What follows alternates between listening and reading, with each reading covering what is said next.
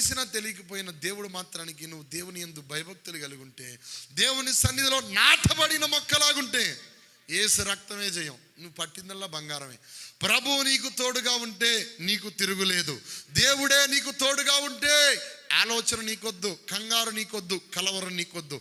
ప్రభు నీతో ఉన్నాడా, నీతో ఉంటున్నాడా, లేదా ఇంకా దగ్గరగా లేడా, ప్రభుకి సమీపంగా నువ్వు లేవా, దేవుడే నీతో మాట్లాడలేదా, దేవుడు నీతో అసలు మాట్లాడడం లేదా, దేవుని మాట నీకు అసలు లేదా.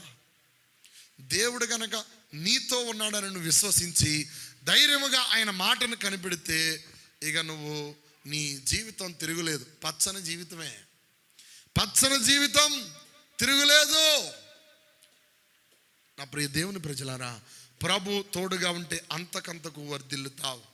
ప్రభు తోడుగా లేకపోతే అంతకంతకు తగ్గిపోతావు. ప్రభు తోడుగా ఉంటే అంతకంతకు వర్ధిల్లుతావు. ప్రభు తోడుగా లేకపోతే అంతకంతకు దిగజారిపోతావు.